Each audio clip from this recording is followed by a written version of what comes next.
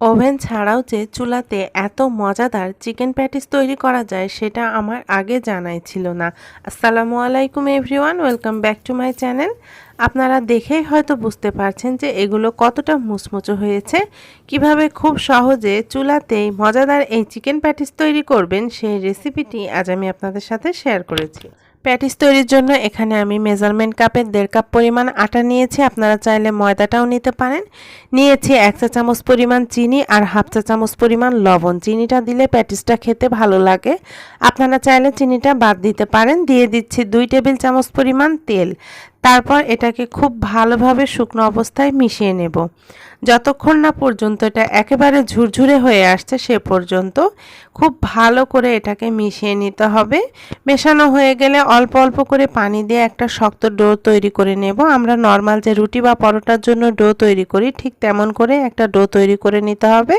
খুব ভালো করে মথে নিয়েছি। মথা হয়ে গেলে ওপরে সামান্য একটু তেল মাখিয়ে এটাকে একটা ঢাকনা দিয়ে ঢেকে আধা ঘন্টার জন্য রেস্টে রেখে দেব।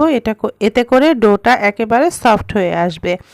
এবারে চিকেনের পুরটা রেডি করে নেব। সেজন্য চুলায় একটা প্যান বসিয়ে তাতে দিয়ে দিয়েছি 1 টেবিল চামচ পরিমাণ তেল। তেলটা গরম হয়ে আসলে এখানে আমি 1 কাপ পরিমাণ চিকেন কিমা নিয়েছি, সেটা দিয়ে দিচ্ছি। আমি মুরগির বুকের মাংসটাকে একেবারে মিহি কিমা করে কেটে নিয়েছি। আপনারা চাইলে এটা ব্লেন্ডারে ব্লেন্ড করেও নিতে পারেন। কিমাটাকে একটু তেলের মধ্যে ভেজে নিচ্ছি। তারপর এর মধ্যে দিয়ে দিচ্ছি 1 চা চামচ পরিমাণ জিরার গুঁড়া, সাথে দিয়ে দিচ্ছি 1/2 চা চামচ আদা বাটা, 1/2 চা চামচ রসুন বাটা, দিয়ে দিয়েছি 1/2 চা চামচ পরিমাণ মরিচের গুঁড়া আর 2-3টার মতো কাঁচামরিচ কুচি। ঝালটা যে যেমন খাবেন সে অনুযায়ী বাড়িয়ে বা কমিয়ে দিতে পারেন। স্বাদ মতো কিছুটা লবণ দিয়ে দিলাম। তারপরে এগুলোকে চিকেনের সাথে খুব ভালো করে ভেজে নেব। কিছুক্ষণ ভাজার পর আমি এর মধ্যে দিয়ে দিচ্ছি 1 কাপ পরিমাণ পেঁয়াজ কুচি। এখানে পেঁয়াজের পরিমাণটা একটু বেশিই দিতে হবে। আপনারা চাইলে এখানে চিকেনের পরিবর্তে ডিম দিয়েও এই প্যাটিসটা তৈরি করে নিতে পারেন। চিকেনটাকে খুব ভালোভাবে এই পেঁয়াজের সাথে কিছুক্ষণের জন্য ভেজে নেব। আমি প্রায় 4-5 মিনিটের মতো এটাকে খুব ভালো করে ভেজে নিয়েছি। এ পর্যায়ে আমি এর মধ্যে দিয়ে দিচ্ছি আগে থেকে আমি 2 টেবিল চামচ পরিমাণ লিকুইড দুধের সাথে 1 চা চামচ পরিমাণ কর্নফ্লাওয়ার মিশিয়ে রেখেছিলাম।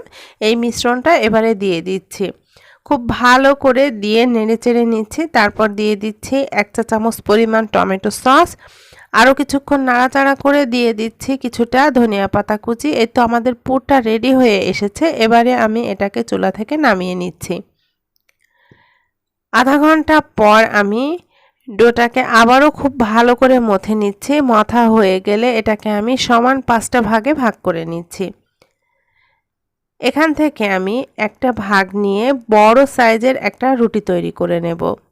এখানে যতটা সম্ভব পাতলা করে বড় করে একটা রুটি তৈরি করে নিতে হবে। এভাবে করে বেলে আমি একটা বড় সাইজের রুটি তৈরি করে নিচ্ছি, যতটা সম্ভব পাতলা করে বেলা যায়। এই তো এখানে আমি একটা রুটি বানিয়ে নিয়েছি। এভাবে করে আমি বাকি সবগুলো রুটি তৈরি করে নেব আর সবগুলো একই সমান রুটি তৈরি করে নিতে হবে। এই তো সবগুলো রুটি আমি রেডি করে নিয়েছি। এবারে এখানে আমি একটা পেস্ট তৈরি করে নেব। এজন্য নিয়েছি 4 টেবিল চামচ পরিমাণ তেল। আপনারা চাইলে তেলের পরিবর্তে বাটারও নিতে পারেন। এবারে দিয়ে দিচ্ছি 3 চা চামচ পরিমাণ ময়দা। এখানে ময়দার পরিবর্তে কর্নফ্লাওয়ার ব্যবহার করলে প্যাটিসগুলো আরও বেশি ক্রিস্পি হয়, তবে আমার হাতের কাছে আজকে কর্নফ্লাওয়ার ছিল না দেখে আমি ময়দা দিয়েছি। এই তো পেস্টটা একেবারে রেডি হয়ে গিয়েছে। এটাকে একটা সাইডে রেখে দিচ্ছি। আগে থেকে যে রুটিগুলো বেলে রেখেছিলাম সেখান থেকে আমি একটা রুটি নিয়ে সমানভাবে এই বোর্ডের ওপর বিছিয়ে নিচ্ছি। তারপর যে পেস্টটা তৈরি করে রেখেছি সেখান থেকে কিছুটা দিয়ে নিচ্ছি। তারপর দিয়ে এটাকে খুব ভালো করে হাত দিয়ে মিশিয়ে নিচ্ছি। এই তো খুব ভালো করে এটা দিয়ে নিচ্ছি। তারপর ওপর থেকে আরও একটা রুটি দিয়ে দিচ্ছি। বেকারিতে মূলত ডালডা দিয়েই এই প্যাটিসটা তৈরি করা হয়, যেটা স্বাস্থ্যের জন্য ভালো না, তাই আমি আজকে তেল দিয়েই এটা তৈরি করে নিচ্ছি। এই তো রুটিটা দিয়ে সমানভাবে বিছিয়ে নিয়েছি। তারপর আবারও কিছুটা পেস্ট দিয়ে দিচ্ছি। দিয়ে খুব ভালো করে হাত দিয়ে সমান করে ছড়িয়ে দিচ্ছি। তারপর ওপর থেকে আরও একটা রুটি দিয়ে দিচ্ছি। এভাবে করে আমি 5টা রুটি সেট করে নেব। এই তো 5টা রুটি আমি সেট করে নিয়েছি। এবারে বেলনি দিয়ে হালকা হাতে একটু বেলে নিচ্ছি। এটা যখন বেলা হয়ে যাবে তখন এক সাইড থেকে আমি এটাকে রোল করে নেব। একেবারে টাইট করে একটা রোল তৈরি করে নিতে হবে যেন ভেতরটা ফাঁকা না থেকে যায়। এই তো রোলটা তৈরি করা হয়ে গিয়েছে। এবার হালকা হাতে একটু লম্বা করে নিচ্ছি। এবারে আমি এটাকে ছুরি দিয়ে কেটে নিব। আপনারা যে সাইজ অনুযায়ী প্যাটিসটা তৈরি করতে চান সে সাইজ অনুযায়ী ছোট বা বড় করে এটাকে কেটে নিতে পারেন। আজকে আমি একটু ছোট করে প্যাটিসগুলো তৈরি করব। 1.5 কাপ ময়দা থেকে আমার প্রায় 12টার মতো প্যাটিস হয়েছিল। আপনারা যদি একটু বড় করে করতে চান তাহলে এখানে আপনাদের 8 থেকে 10টার মতো প্যাটিস হতে পারে। এই তো দর্শক দেখুন কাটার পরে লেয়ারগুলো কত সুন্দরভাবে বোঝা যাচ্ছে। এবারে সামান্য একটু ময়দা দিয়ে এটাকে আমি হালকা হাতে একটু বেলে নেব। খুব বেশি চেপে চেপে বেলা যাবে না, হালকা হাতে একটু বেলে নিচ্ছি। এভাবে করে আমি স্কয়ার শেপ করে বেলে নেব। আর চারপাশের যে অসমান অংশগুলো রয়েছে সেগুলো ছুরি দিয়ে কেটে নিচ্ছি। ছুরি দিয়ে কেটে এটাকে আমি সমান করে নিচ্ছি। এই তো এটা হয়ে গিয়েছে। এবারে আমি মাছ বরাবর কিছুটা চিকেনের পুর দিয়ে দিচ্ছি। খুব বেশি পুর এখানে ব্যবহার করা যাবে না। তারপর চার সাইডটা একটু পানি দিয়ে সিল করে দিচ্ছি যেন ভাজার সময় খুলে না যায়। তারপর এর মুখটা খুব ভালোভাবে লাগিয়ে নিচ্ছি। এই তো এখানে আমাদের একটা চিকেন প্যাটিস রেডি হয়ে গিয়েছে। আমি আপনাদেরকে আরও একটা প্যাটিস বানিয়ে দেখাচ্ছি। এই তো প্রথমে এই ডোটা নিয়ে তারপর হালকা হাতে একটু বেলে নিতে হবে। চারপাশের যে অসমান অংশগুলো রয়েছে সেগুলোকে কেটে নিতে হবে। এভাবে করে কেটে নিলে হবে কি ভাজার পর লেয়ারগুলো খুব সুন্দরভাবে বোঝা যাবে।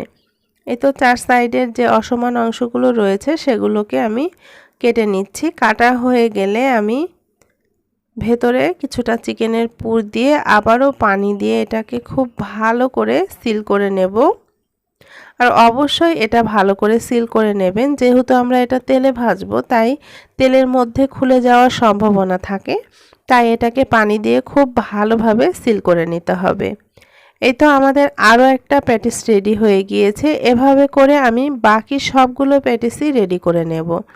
এখানে আমি কয়েকটা প্যাটিস রেডি করে নিয়েছি। একসাথে সবগুলো বানাতে যাবেন না, তাহলে দেখা যাবে ভাজার আগে এগুলো নরম হয়ে যাবে।